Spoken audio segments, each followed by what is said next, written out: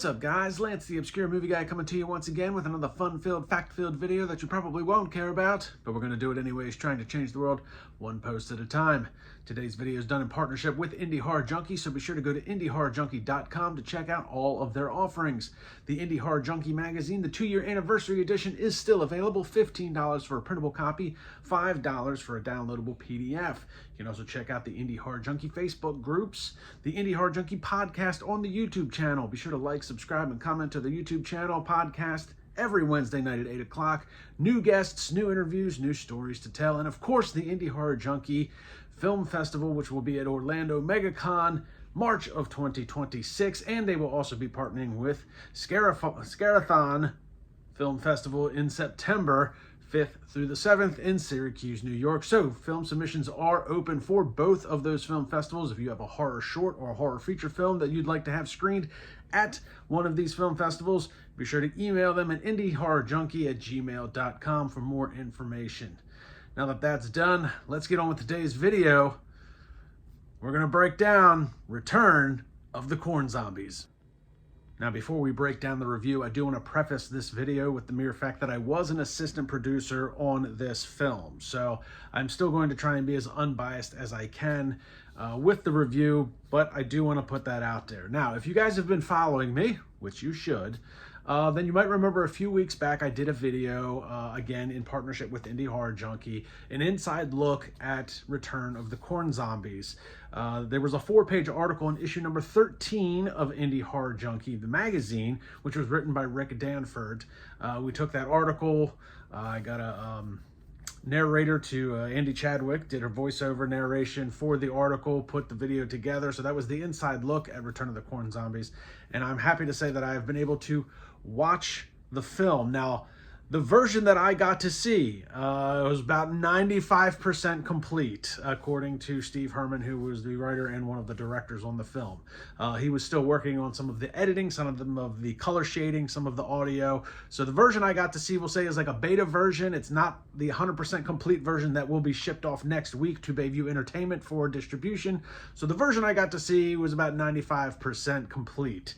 So with that, again, I was an assistant producer on the film, but I will try and be as unbiased with my review as possible. But I did want to preface that because I don't want people to think that I'm showing some sort of favoritism to movies that I review, because I try to look at them whether I'm involved or not, or whether they're friends of mine, personal tie-in, whatever the case may be. I try to leave that at the door as a viewer of the film.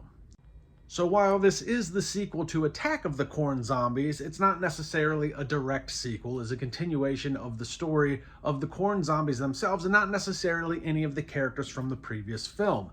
While a lot of the actors and actresses from Attack of the Corn Zombies are in Return of the Corn Zombies, you don't even know, because they're probably zombies and it goes unnoticed. So it's a different group of people, different story, not a direct sequel to Attack of the Corn Zombies as far as the characters go, but kind of in a continuation of them in a different part of the world, different part of the country, different part of the state, different group of people trying to survive this outbreak. And it does pick up shortly after where Attack of the Corn Zombies left off. Another thing to bear in mind, which isn't really prevalent throughout the course of this film, but it is a period piece. This film is taking place in the 70s. Like I said, Attack of the Corn Zombies, we get a little bit more of that nostalgia feeling, but here in this version, Return of the Corn Zombies, because it is a little bit further into the apocalypse, it's hard to tell that the movie is taking place in the 70s because everything is in such decay as it is. So I do want to make that known. Doesn't necessarily come up in the film, but Attack of the Corn Zombies was a period piece, took place in the 70s. Return keeps with that theme. So the people look like they're from the 70s. The vehicles are from the 70s. And the filming itself is a little, I don't want to say it's grainy, but it's not...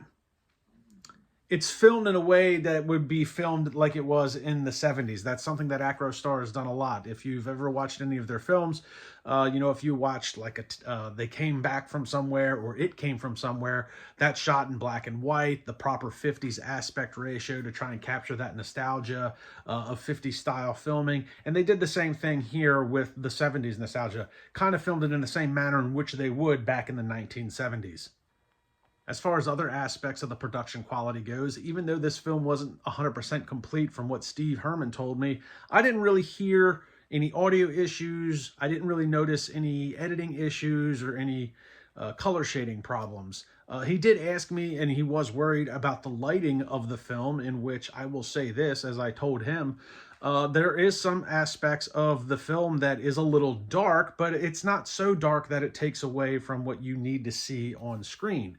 And it actually works really well as far as the lighting goes, because one, you're kind of filming it in the 70s style, so it's going to seem a little darker anyways. But the other thing too is that they were really good about the lack of amenities and technology, not just because it's a 70s period piece, but also because it is the apocalypse and there is no electricity. Gas is, a commodity. You're taking things on foot. So the lighting worked well in the regard that, yes, it's dark because it's the apocalypse. There's no electricity. Yes, it's dark in the nature of the beast because you're dealing with, dark times, the end of times, and it just worked really well. But he was more concerned with the mere fact, could you see everything that you needed to see? And yes, Steve, I didn't run into any lighting issues that would take away from anything that you needed to see on screen. So that still worked out well. So I looked at it from a more metaphorical standpoint. He was looking at it more of a technical standpoint. Is this working? And the dark nature of the film, as we'll dive into, I think works with the lighting because it's the end of times, and oftentimes, as we find out, humans are the real monsters. So to try and break down the plot as best I can without giving too much away, you have a group of survivors that is looking for food, shelter, anything they can to try and survive this zombie apocalypse. And they are trying to get to a place which is referred to as the Homestead, a safe sanctuary where people have been able to go and survive.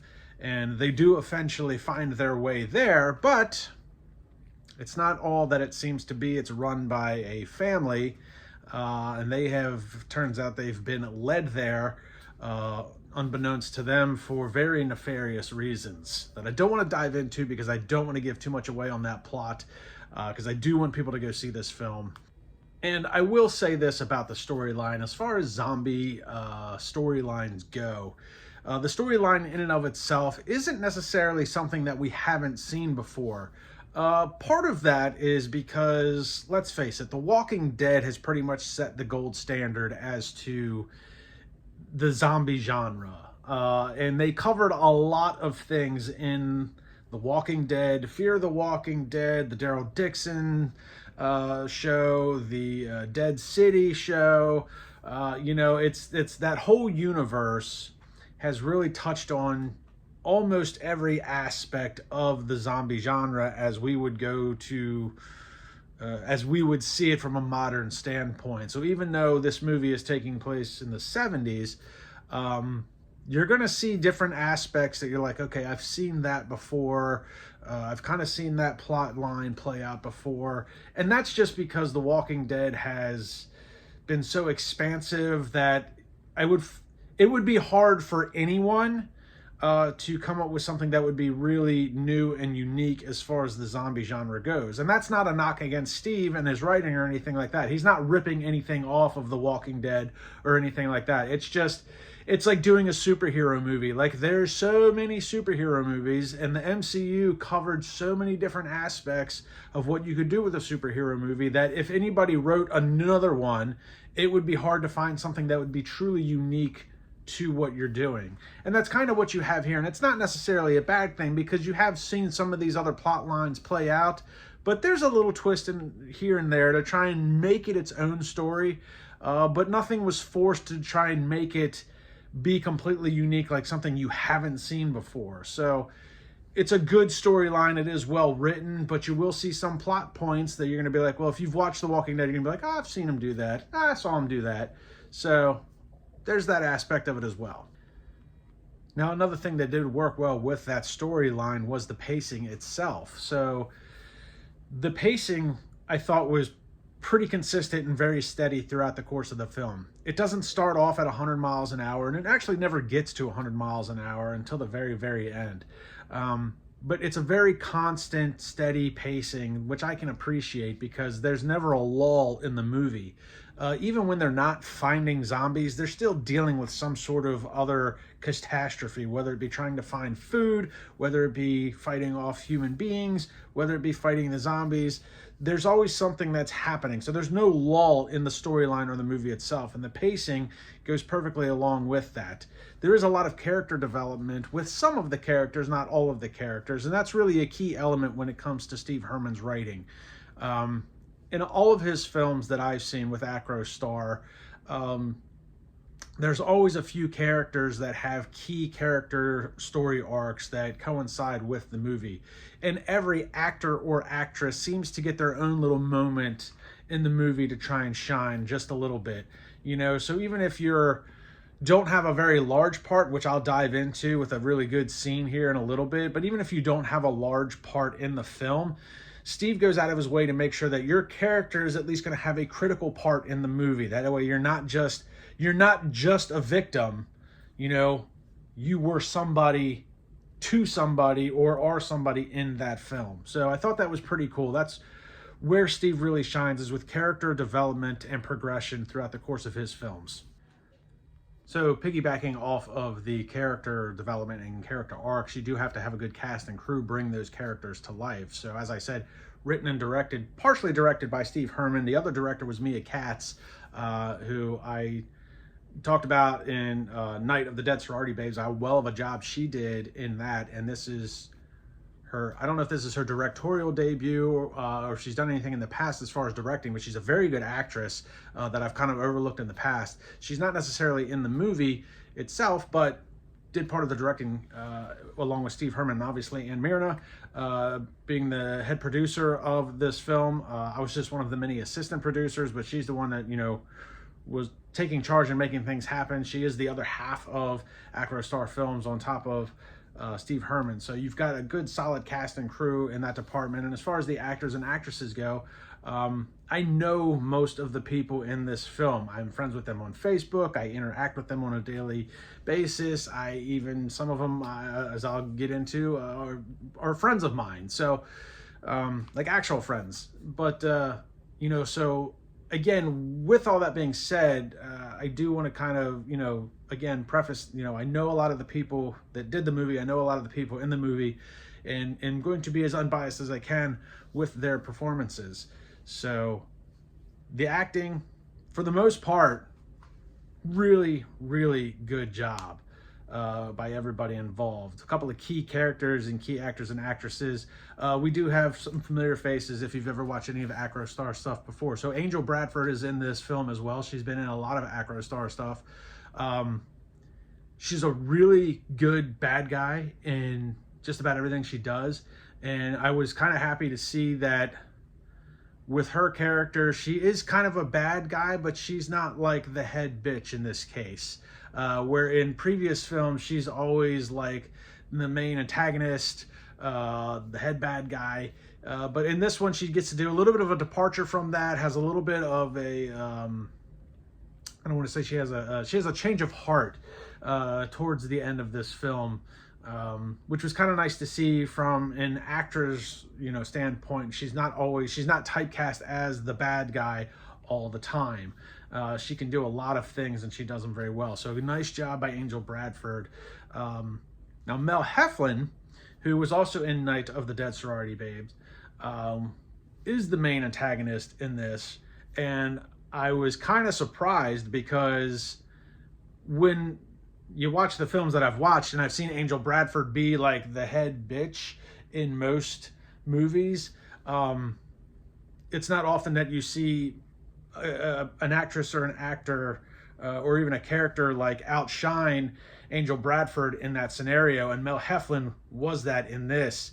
She was the main antagonist, as I said, and out-bitched Angel Bradford in a good way. I mean this all with love and in my thoughts and prayers and everything. So I don't think Angel's an actual bitch in real life, and neither is Mel Heflin. They're both very lovely people, but the acting is very well done, and Mel Heflin really, you know, she's the main antagonist, and you're like, damn, like why you got to be that way? Why are you so psycho? So it was a really, really good job on her part. Another actor that did really well, and I'm not familiar with him, to be honest with you, Hunter Redfern played a character named Theo. That guy's got a lot of potential. For the most part, did a really good job. I liked his character. I like his stage presence. He's got a pretty good look. He seems like he would be a very versatile actor. I don't know of a whole lot of things that he's been in. This was really the first thing that I sat down and saw him in. So for the most part, did a really good job. There was one scene where it's kind of being revealed by Angel Bradford characters, like why they're at the homestead and what they're doing. Could have used a little bit more out of him in that scenario. And it's hard for me to tell if that was on purpose, because Theo, the character, I don't want to say he's got a cavalier attitude, but he's very nonchalant about a lot of things. And maybe that was the point of that scene, was, you know, it's like this big, like it's supposed to be a big deal. Like, this is what's going on and this is what I'm telling you. And it's like, it'll be all right. That's like my buddy Kenny, you know, that's Kenny's famous for that. It'll be all right. Doesn't matter what happens. He works in a shop, car falls off the lift. It'll be all right. That was kind of the takeaway I got from that scene with Theo. It was like, oh, okay. You know, and we'll just kind of move on from that, you know? So I don't know if that was done on purpose, but I would have liked to have seen a little bit more emotion out of that scene, but it doesn't necessarily detract from what was happening. Another really good actress in this film was Shonda Rawlings. I hadn't seen her in anything before either, but her character, where Theo, as a character, you know, didn't have enough emotion, Shonda Rawlings' character had a lot of emotion, because she was the one that went through, I guess, the biggest hurdle from the first and second act of the film. And then eventually, you know, runs off, and the unfortunate happens with her. But she was really convincing. She had really good screen chemistry with everybody involved, and did a really good job. I liked that character. It's a shame what happened to her overall. You know, a lot of emotional turmoil there, but, you know, that happens, I guess, during the zombie apocalypse. So good on her. Another couple of standouts was two young girls. Delilah Hefner, or Dee Hefner, I think is what she's going by. And then Chloe Lutz. Both did a really good job. Chloe Lutz played Kathleen, and Delilah played Robin. They're sisters. And there's, you know, about an 8, 9, 10-year age gap between them. You know, I think Kathleen's supposed to be like 18 in the movie. Delilah's like 9.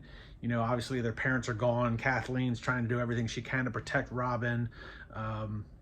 You know, and things kind of come to light as to what happened to their parents, and then Robin's kind of upset about that. And it's a good story arc, and the performances from both, you know, Delilah, you know, for being so young, very convincing in the aspects. Chloe Lutz, I don't think I've really seen her in any other thing that I can recall where she kind of had a standout performance like she did in this one. Did a really good job going toe-to-toe with Mel Heflin. Really good screen chemistry. And, you know, because of her age, you know, she kind of looks up to Theo as like the older brother. Like, hey, I know we're not blood related, but, you know, I kind of look at you like an older brother, and I need you to make these decisions for us and whatever's going to be best for Robin. So a good story arc there. Really good performance by Chloe Lutz and Dee Hefner, or Delilah. I'm not sure what she's going by right now. Either one, she works very well. And then you have David J. Paul, who was the head of the homestead and of the family that's running the homestead. Interesting character. Definitely has some mental issues. Not David himself, the character has definitely got some mental issues. And his performance was kind of interesting. I feel like some of his lines could have been delivered a little bit better, but then there's some times when he's like spot on and very polished with what he's got going on. So, and that might have been on purpose, because as you'll find out, the character's definitely got a couple of screws loose upstairs with what he's got going on, and trying to keep people safe, but also it's a very Thanos type character. Like, I'm going to do some good in the world, but I'm going to do it in a very harsh way. And it's like, oh man, come on, this is what we're doing.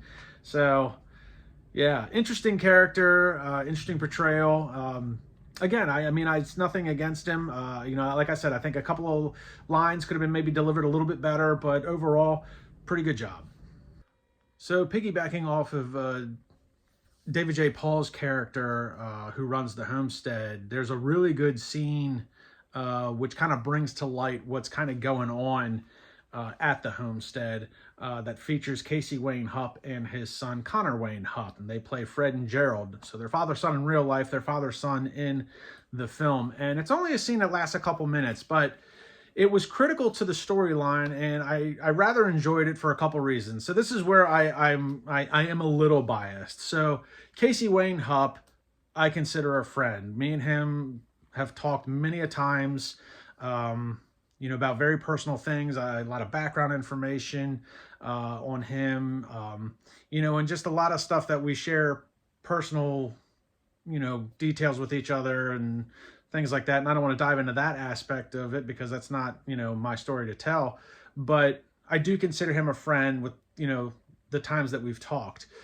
So it was really cool to see him have a scene in which he gets to showcase his talents. Now, Casey Wayne Hupp does have a very extensive IMDb, and he's actually been on some very big Hollywood projects. Most notably, he was in The Mule with Clint Eastwood. He was in Terminator Salvation with Sam Worthington and Common.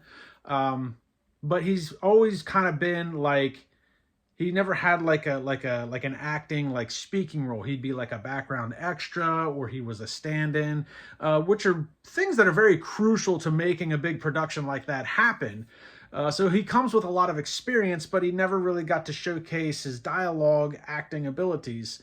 So this scene was really well written, because even though the scene's only a couple minutes long, it's vital to the point that it tells you what's going on as far as the overall storyline and moves the plot along, but it's also kind of cool to showcase the human nature in which you're dealing with during this apocalypse.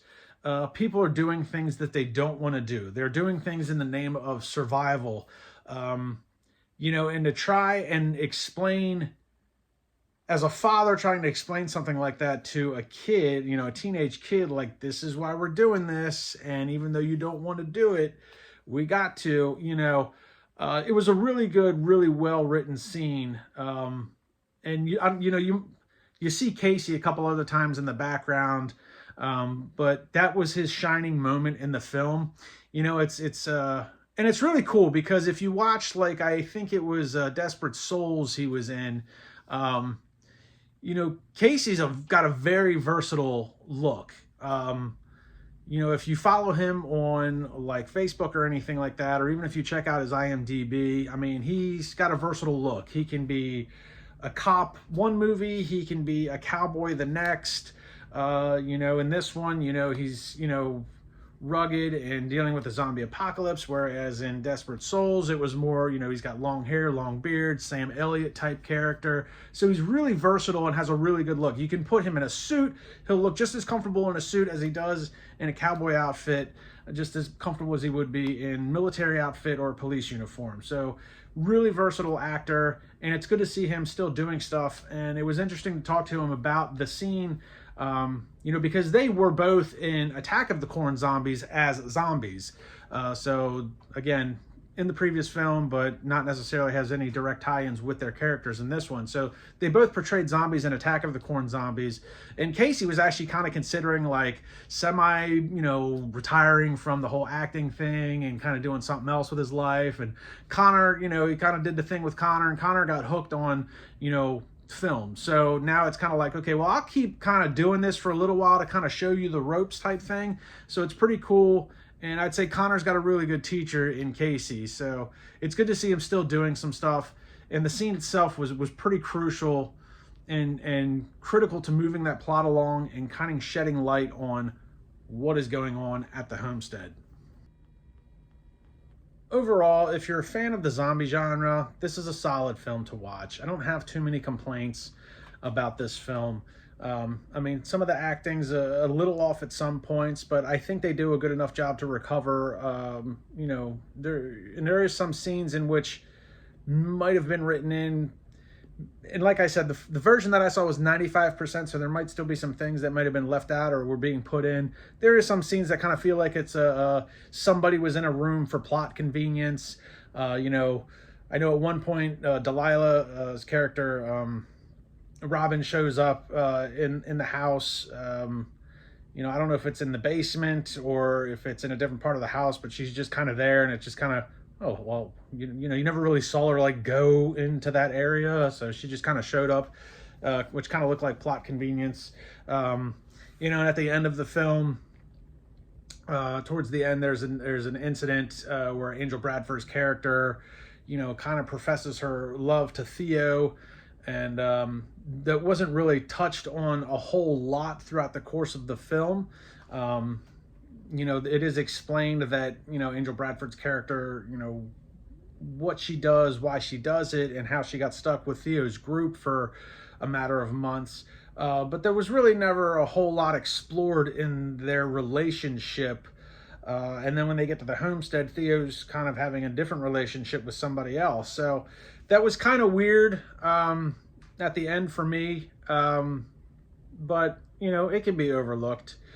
It's whatever. It's no film's ever going to be perfect, maybe except for Smokey and the Bandit.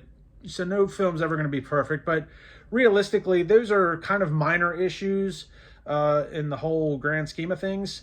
So it's a good zombie flick. Like I said, if you're into zombie films, it's very good. It's got a good story. It's not anything that you haven't seen before as far as you know, some of the stuff you're going to run into, and we kind of, you know, I kind of talked about that with the whole Walking Dead thing, but this was a huge step up over Attack of the Corn Zombies.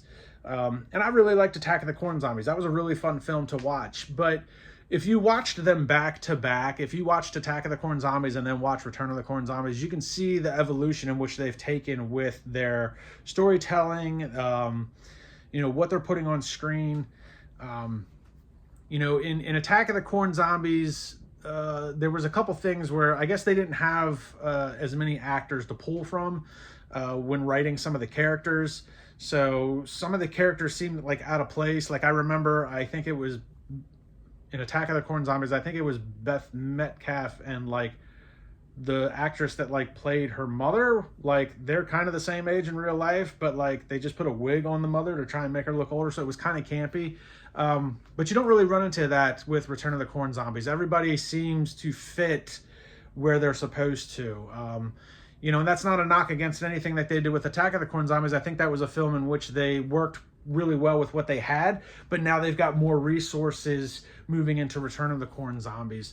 And also, huge shout out to Beth Metcalf. She did the special effects on this film, and they were really well done. That's, you know, if you're into blood and gore, there's not a whole lot of it, even though it is a zombie flick, but the bits and pieces that you do get, very real. Beth did an amazing job. So props to her on that. You know, and like I said, there's so many people in this film that I know. You know, Angel Bradford, Mel Heflin, Samantha Hupp is in it. Rudy Ledbetter. Shout out to Rudy Ledbetter. If you're not familiar with Rudy Ledbetter, this guy is secretly chasing Eric Roberts as far as IMDb credits go. I think Rudy Ledbetter is up to like 325 or 323 IMDb credits. So he's in everything, you know, and I say that a lot about with Eric Roberts. Eric Roberts will show up to a film for a quick scene and then bugger off to the next one. So Rudy Ledbetter's in there as well. You know, we talked about Casey, we talked about Connor, Beth Metcalf. She not only did she do special effects, she was in it for a hot second. And then Paul Nada. Paul Nada was in the beginning of the film. He's not in it very long, unfortunately. But it was good to see him. And what I like about stuff like that is, like I said, with Steve Herman, when it comes to writing for characters, if you're an actor or an actress on one of their films, it seems like everybody gets their own little moment to shine, no matter how long or short that scene might be. He does make sure that, you know, you get your dues with that. And also, I got to give credit to Steve as well for giving credit to Beth Metcalf. It was really kind of her idea, and it was just a thought. I think so the story goes, and then Steve will correct me if I'm wrong, I'm sure, but if I remember in an interview he was talking about, I think they were filming, they came back from somewhere, or it came from somewhere, and I think Beth made a comment as they were filming. There was a cornfield like across the street, and I think she just made a quick comment like, wouldn't it be kind of cool if zombies came walking out of the cornfield? And Steve kind of was like, you know what, that would be a good idea, I will make that happen. So he kind of came up with the whole Attack of the Corn Zombies type thing. And he gives credit, in the opening credits, to Beth for coming up with that idea. So props to him for that. So really fun movie. It is going out for distribution on May 2nd through Bayview Entertainment. So follow along, Bayview Entertainment. You can also follow Indie Horror Films by Acrostar Films on Facebook for more news and notes and updates on not just Return of the Corn Zombies, but everything that they're doing. Their next endeavor is going to be Perfect Soul. I will be an associate producer on that one. Filming starts in June and in September, hopefully for a similar release date in 2026 around May. So be looking forward to that. So guys, that's going to do it for me. Check this film out when it becomes available. Go like, subscribe, and comment to Bayview Entertainment's YouTube channel and their Facebook page. Go like, subscribe, and comment to Indie Horror Films by Acrostar Films Facebook page. And you can check out their YouTube channel as well. Like, subscribe, and comment to my YouTube channel. Follow me on Facebook and on Instagram. And I will see everybody in the next video.